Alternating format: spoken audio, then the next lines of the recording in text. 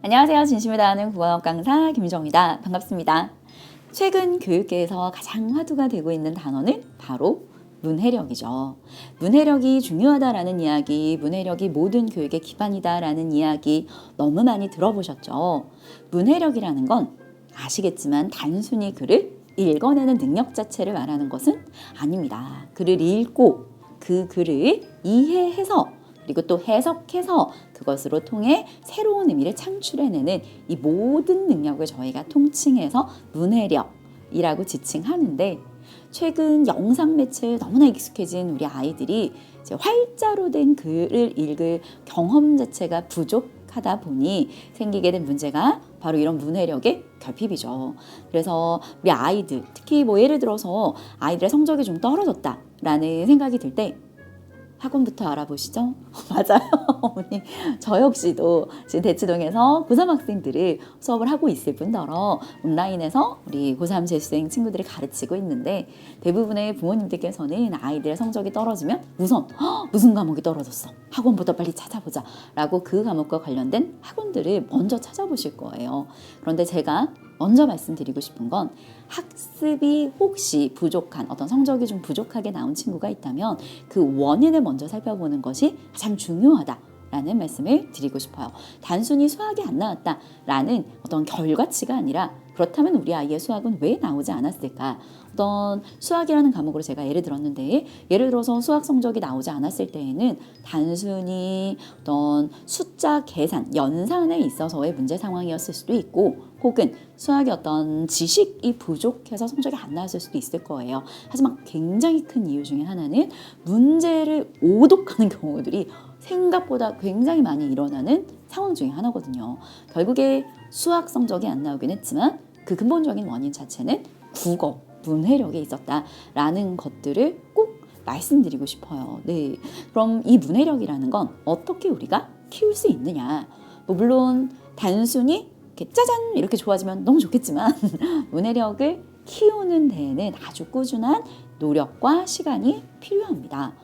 이렇게 생각하시면 될 것 같아요. 저희가 어떤 운동을 할 때에도 기초 체력 자체를 키우는, 어떤 근력 자체를 키우는 시간이 필요하잖아요. 문해력은 바로 우리가 학습이라는 것을 하기 위해서 갖추어야 할 어떤 기초 체력이다라는 생각을 하시면 훨씬 좋을 것 같아요. 그리고 저게 사실 아주 궁극적으로 이런 문해력이 중요하다, 이런 것을 기반으로 우리 아이들이 학습할 수 있도록 해야 한다라고 이야기하는 궁극적인 이유는, 사실은 어떻게 생각하면 대학 입시라는 어떠한 우리가 도달해야 되는 지점을 위해서 이런 목표들을, 이런 방향성을 잡아가는 거잖아요. 그래서 저희가 도달할 목표인 바로 그 고3 입시의 끝에서 발표한, 서울대가 발표한 그 내용을 제가 한번 가지고 와봤거든요. 네, 한번 읽어드릴게요. 지금부터 읽어드릴 내용은 초기 입학 사정관제 자료인 2013학년도 자료, 그 서울대에서 발표한 학생부 종합전형 안내 책자에 수록이 되어 있는 내용이고, 그 뒤로도 계속해서 이 자료가 수록이 되어서 언급이 되고 있는 내용입니다. 한번 읽어볼까요? 예비 서울대 학생이라면 독서는 기본. 모든 공부의 기본은 독서. 바쁘고 할 것도 많은 고등학교 생활이지만 독서를 소홀히 할 수 없겠죠? 문학, 교양 서적에서부터 학습과 관련된 전문 서적도 꾸준하게 많이 찾아 읽는 노력을 기울여야 합니다. 독서를 하는 동안 생각하는 힘, 글쓰기 능력, 전문 지식, 교양이 나도 모르게 쑥쑥 커갑니다. 하지만 타의에 의한 수박 겉핥기식 독서는 도움이 되지 않습니다. 많은 책 가운데 왜 그 책을 읽게 되었는지, 읽고 나서 무엇을 생각하게 되었는지 항상 염두에 두길 바랍니다. 서울대학교는 독서를 통해 생각과 마음을 키워온 큰 사람을 기다립니다. 지금 저희가 도달해야 할 목표인 입시의 어떤 방향성을 제시하는 서울대에서도 조금 전에 제가 읽어드린 바대로 단순히 글을 수박 겉핥기식으로 읽는 것이 아니라, 그 글을 읽고 나서 소화하는 이 모든 과정들을 이미 언급을 하고 있고, 이런 학생들을 서울대에서 기다린다는 이야기는 다른 학교는 말할 필요도 없겠죠. 저희가 궁극적으로 도달해야 하는 지점이 어디인지, 그리고 그곳에서 원하는 바가 무엇인지를 알고 어떤 교육을 임해가는 것과 그렇지 방향성이 없이 이게 중요하대, 이걸 이렇게 해야 된대 라고 하는 건 굉장히 다른 문제이기 때문에 저희가 도착하게 될 도달해야 할 고3 입시의 마지막 끝 부분에 있는 내용에서 이 말씀을 드리고 싶었어요. 네, 그럼 우리가 이런 문해력을 키우기 위해서 할 수 있는 것은 과연 무엇일까? 제가 가장 추천드리는 건 지금 바로 서울대에서 발표한 내용입니다.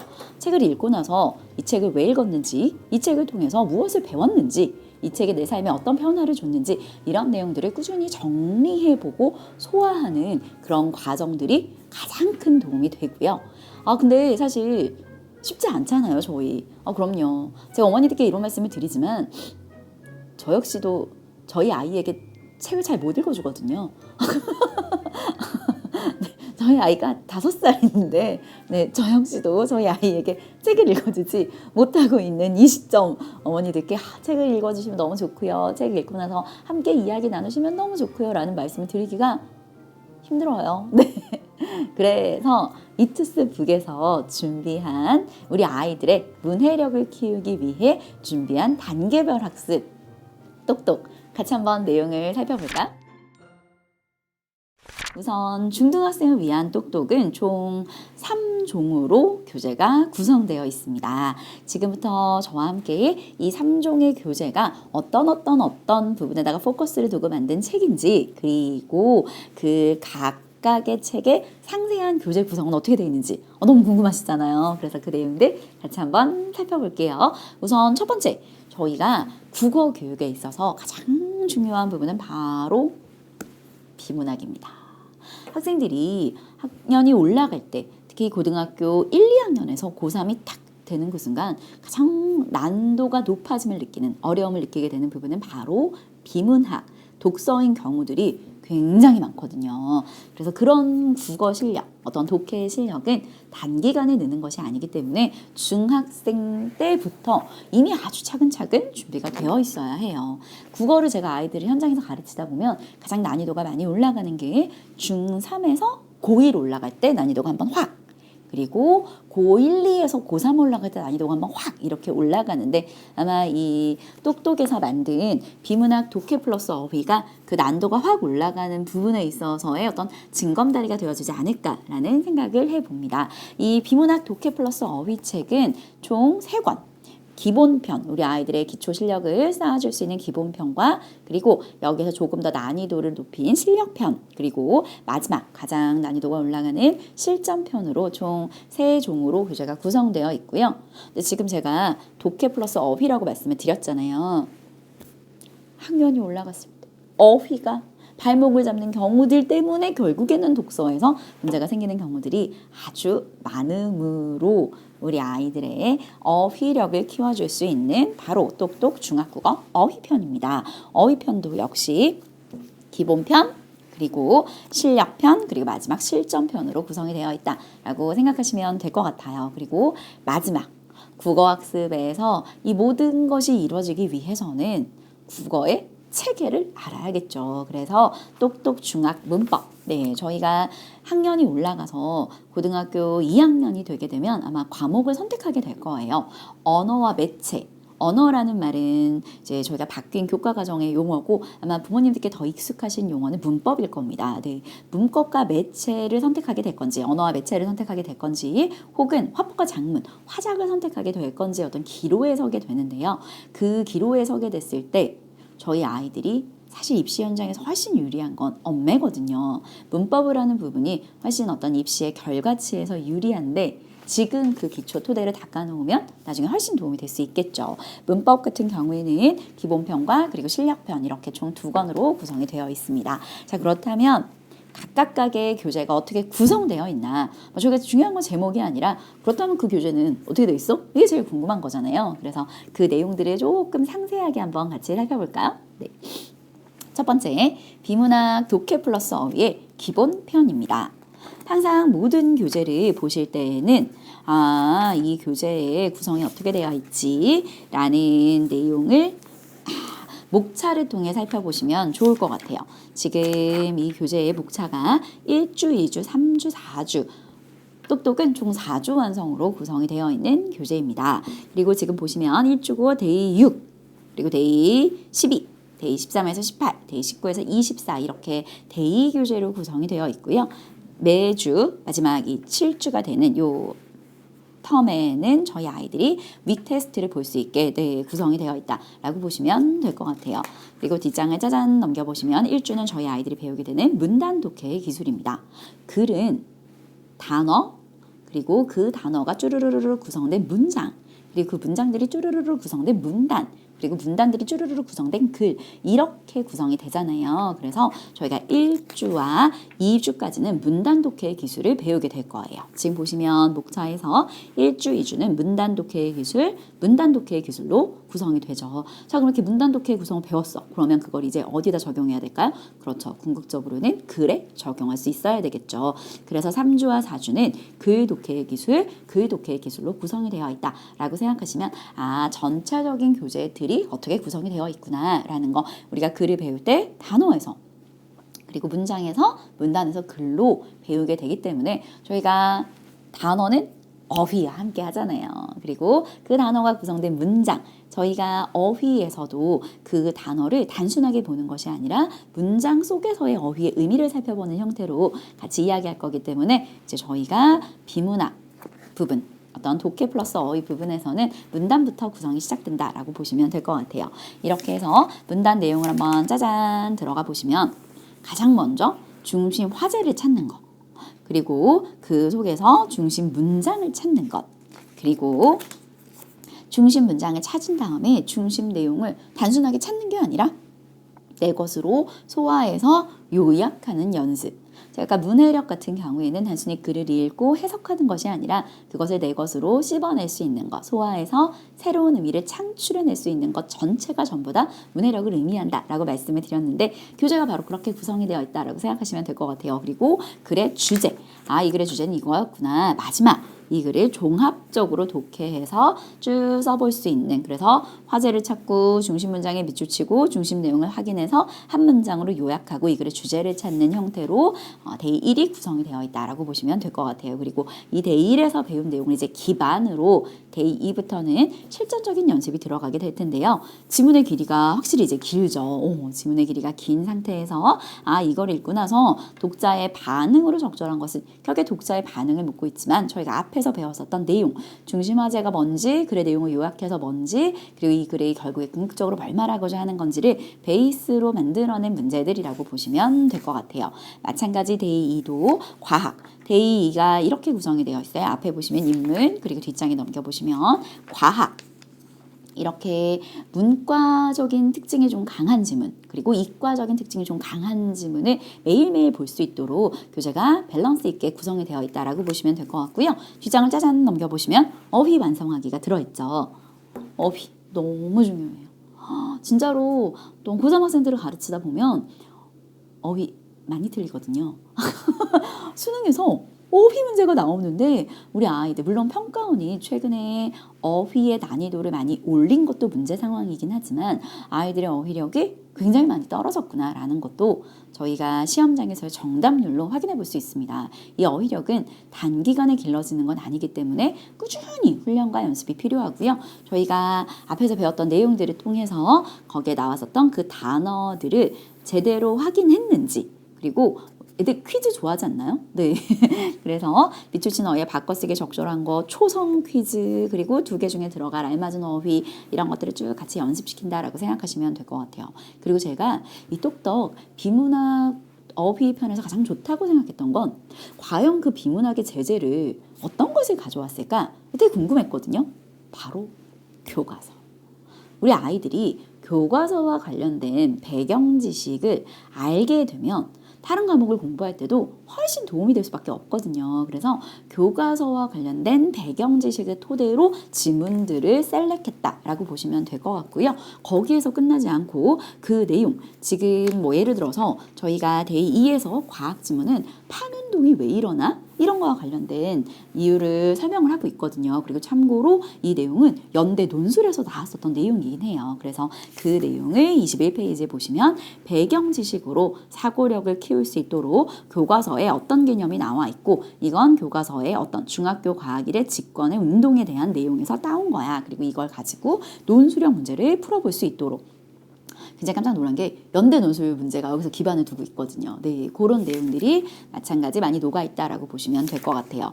그리고 지금 또 22페이지 데이 3을 보시면 기술, 좀 이과적인 성향이 좀 강한 지문과 뒷장 넘겨보시면 예술, 좀 문과적인 성향이 강한 지문이 밸런스 있게 맞춰져 있다. 실제 수능에서 비문학 지문이 구현되는 게 인문 지문, 그리고 사회 지문, 과학 지문, 기술 지문, 그리고 아주 가끔 예술 지문 이렇게 구성이 되는데 그런 것들을 매번 이렇게 번갈아서 데이로 구성이 되어 있다라고 보시면 될 것 같고요. 그리고 마찬가지 어휘 완성하기 그리고 배경 지식으로 사고 키우기로 구성이 되어 있는 이 비문학 독해 어휘의 기본편은 어떤 학생들이 해도 상관이 없긴 하지만 가장 추천하는 학년의 경우에는 예비 중1에서 중1까지 학생들.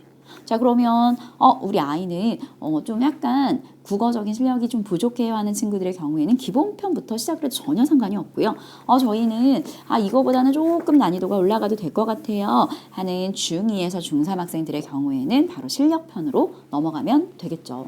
근데 국어 같은 경우는 사실 큰 학년의 구분이 없어요.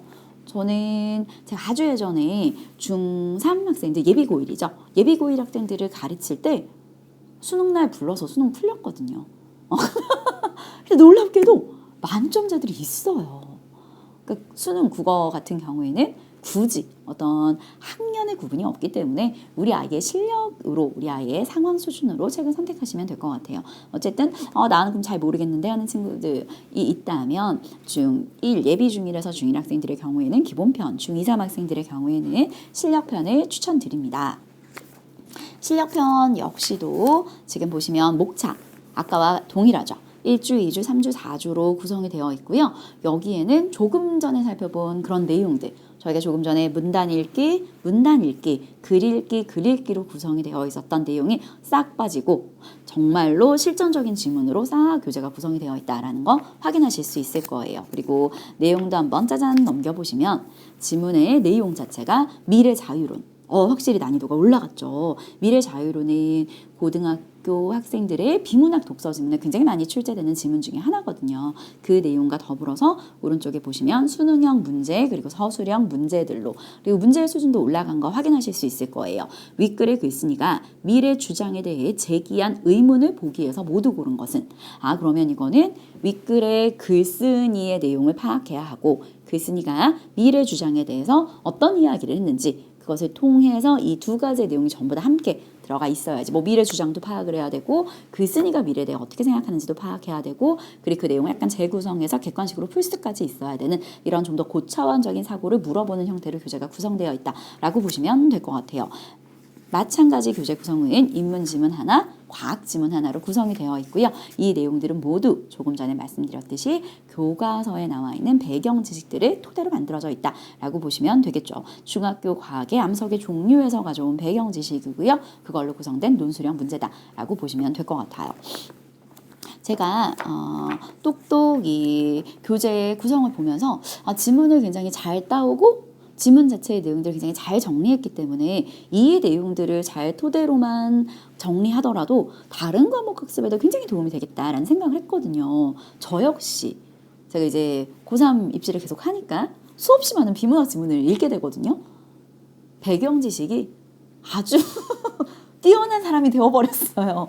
왜냐면 비문학 지문에서 계속 이제 그 글을 읽다 보니 어떤 제재가 나오더라도 최소한 몇 분 정도는 대화가 오갈 수 있는 정도의 백그라운드가 형성이 되었는데 우리 아이들이 이 책을 보면서 꾸준히 매일매일 국어 공부를 하다 보면 그런 배경 지식도 되게 많이 늘게 되고 그리고 그것이 또 궁극적으로는 다른 과목의 학습에도 도움이 될 수밖에 없구나. 처음 배우는 게 아니라 나 이거 본 건데? 내가 읽어본 건데? 라는 생각이 들면 확신 학습이 수월하게 될 거거든요. 네.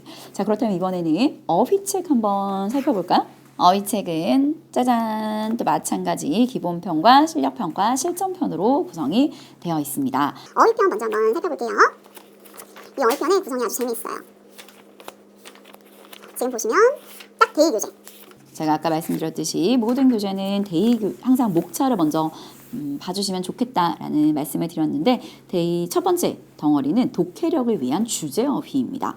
저희가 약간 조금 전에 살펴봤듯이 비문학 어휘 편에서도 어떤 배경식들을 지금은 쌓아놓는 것이 되게 도움이 된다라는 말씀을 드렸는데 그런 내용들이 교재에 구성이 되어 있다라고 보시면 될 것 같아요. 어떤 철학 윤리와 관련된 거, 역사와 관련된 거, 법률과 관련된 거, 환경 문화와 관련된 이런 여러 가지 배경식과 관련된 어휘들 그리고 또는 표현력을 위한 어떤 생활 어휘들 그리고 마지막은 국어의 어떤 개념 어휘들 그리고 한자 성어 이렇게 교재가 구성되어 있다라고 보시면 될 것 같고요. 저희 고3 애들 시킬까 봐요. 뒷장을 넘겨보시면 어휘 익히기라고 해서 이제 이 어휘가 어떤 의미인지 그리고 가장 중요한 건 어휘는 단순히 그 뜻의 사전적인 의미로 공부를 하는 것이 중요한 게 아니라 그 어휘가 사용된 문장 용례를 통해서 의미를 파악하는 것이 아주 중요하거든요. 그래서 이건 이런 뜻이야. 어떤 내용을 구체적인 사실로 나타나게 한 거야. 그리고 예문, 그들은 토론을 바탕으로 민주정치를 구현하려 하였다. 라고 예문을 통해서 우리 아이들이 그 어휘의 뜻을 파악할 수 있게 구성이 되어 있을 뿐더러 제일 중요한 헷갈리기 쉬운 어휘. 생각보다 우리 아이들이 어떤 단어로 헷갈리는 경우들이 아주 많아요. 대표적으로 문제에서 아주 많이 틀려오는 게 지양과 지향. 지향의 경우에는 그것을 향해 가는 거죠. 그래서 그것이 우리의 목적이고 그것이 우리의 목표여야 하는 것이며 지양이라는 건 하면 안 되는 거. 완전히 반대되는 의미인데 시험장에서 약간 이 단어가 헷갈려가지고 문제를 완전히 거꾸로 반대로 푸는 친구들이 생각보다 많아서 뭐 주의와 주위 이런 식으로 점 하나 때문에 뜻이 달라지는 뭐 지향과 지향도 마찬가지겠죠. 점 하나 때문에 뜻이 달라지는 그런 어휘들을 정리해 볼 수 있도록 되어 있으며 뒷장에는 짜잔 항상 재밌게 해야 합니다. 학습은. 그런 거 많이 해보셨나요 혹시? 저는 어렸을 때 그 신문에 십자말 퀴즈 이거 굉장히 좋아했거든요. 신문 지금은 모두 인터넷으로 기사를 찾아보는 시간이 되었지만 그런 시기가 되었지만 신문에서 십자말 어휘 해가지고 막 이렇게 집어넣는 거라든지 과자에도 왜 뒤에 있었잖아요. 과자 같은 거 이렇게 탁 까보면 뒷면에 막 십자말 퀴즈라든지 빈칸에 들어가는 언어 맞추기라든지 이런 것들을 굉장히 좋아해서 제가 국어 선생님을 하고 있나 봅니다. 그런 것들로 교재가 구성되어 있다고 보시면 될 것 같아요. 초성으로 우리 아이들 내용 확인할 수 있도록 그리고 어울리는 언어 확인할 수 있도록 카드 조합해서 여기 있는 단어들을 조합해서 만들어내서 이 문맥에 어떤 게 들어가야 되지? 라는 것들을 단순하게 막 어휘를 암기하고 외우고 이러는 것이 아니라 좀 일상생활의 언어잖아요. 그래서 이 언어들의 뜻이 이런 거야. 라고 용례를 통해 한번 짚은 뒤에 뒷장을 넘겨보시면 그 용례를 다양한 이제 게임을 통해서 파악해 볼 수 있게 뭐 조금 전에 말씀드렸듯이 어떤 십자말의 모양을 띠고 있기도 하고요. 초성의 힌트를 띠고 있기도 하고요. 혹은 이렇게 연결짓는 형태를 띠고 있기도 하고요. 아이들이 좀 어휘라는 것을 단순히 막 이렇게 뭘 외워야 되고 시간이 오래 걸리고 많은 노력을 투자해야 되고라는 딱딱한 과목이 아니라 이렇게 재밌게 퀴즈 맞히듯이 한다라고 생각하시면 될 것 같아요. 그리고 제가 되게 좋다라고 생각했던 부분은 바로 이 핸드북, 송안의 미니북. 뜯을까요? 아이들이 이걸 이렇게 딱 뜯어가지고 접어서 가지고 다닐 수 있도록 그래서 매일매일 왔다 갔다 하면서 이 단어 이런 거였지, 이 단어 뜻 이런 거였지 이렇게 확인해 보면서 짬시간에 어휘를 볼 수 있는 형태로 교재가 구성된 게 바로 중학 국어 어휘편입니다. 마찬가지 기본편과 실력편과 실전편으로 구성이 되어 있고요. 이 내용의 구성은 동일하기 때문에 굳이 보여드릴 필요는 없을 것 같아요. 하나만 같이 살펴볼까요?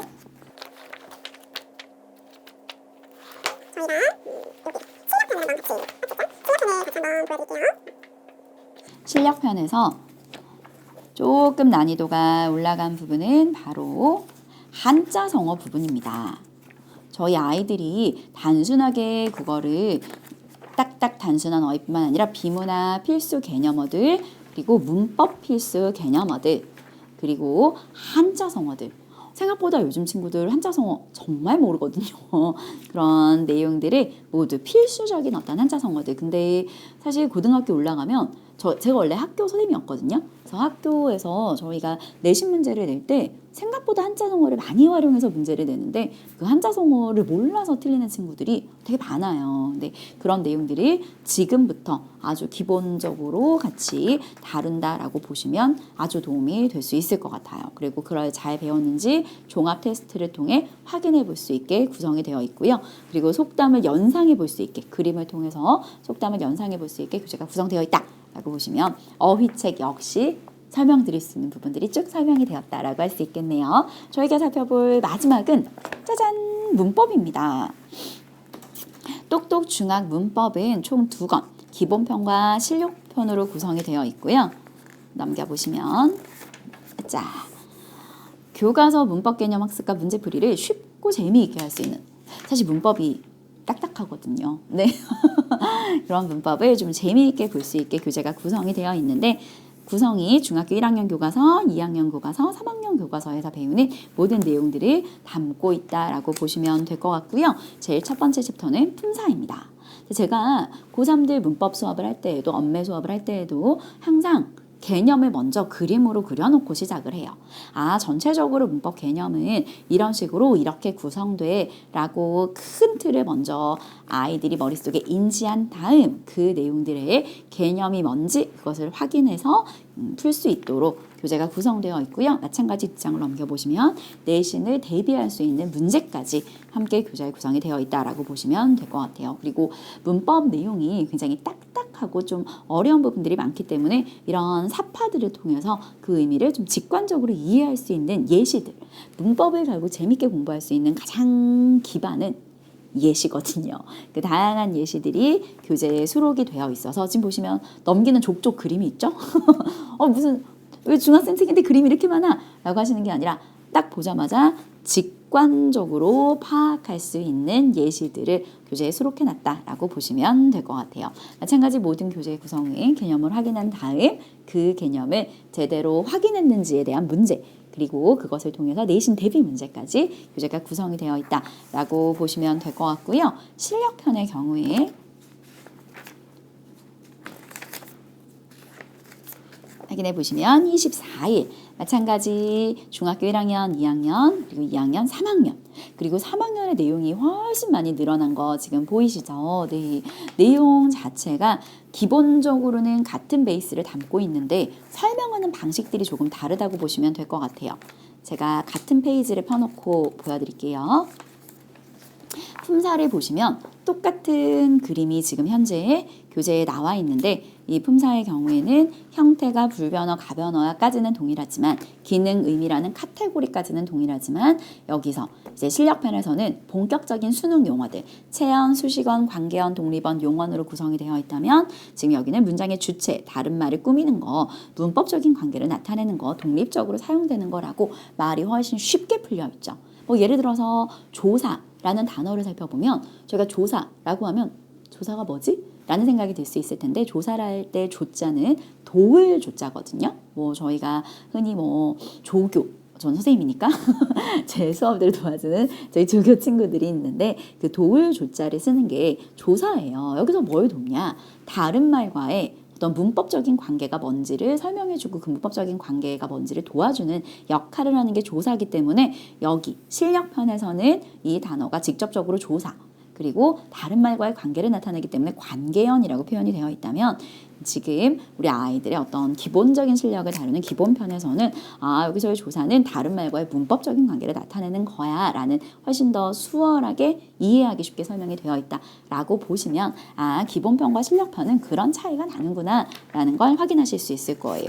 그리고 아까가 내신 대비 문제에서 교재 구성이 끝났다면 실력편의 경우에는 심화학습 문제까지 그래서 고등학교 3학년 모의평가 고등학교 3학년 학력평가, 고등학교 2학년 학업성취도 평가로 우리가 배웠던 이 개념이 중학교에서 끝나는 게 아니라 실제로 고3, 제가 아까 말씀드렸던 언어와 매체 그리고 화법과 작문을 선택할 때 되게 지금 배운 내용들이 많이 쓰일 거다라는 말씀을 드렸는데 그런 것들을 문제로 아마 확인하실 수 있을 겁니다. 네, 이렇게 제가 쭉 말씀드린 내용이 저희 이투스북에서 준비한 똑똑한 독해, 똑똑 교재에 대한 내용들이고요.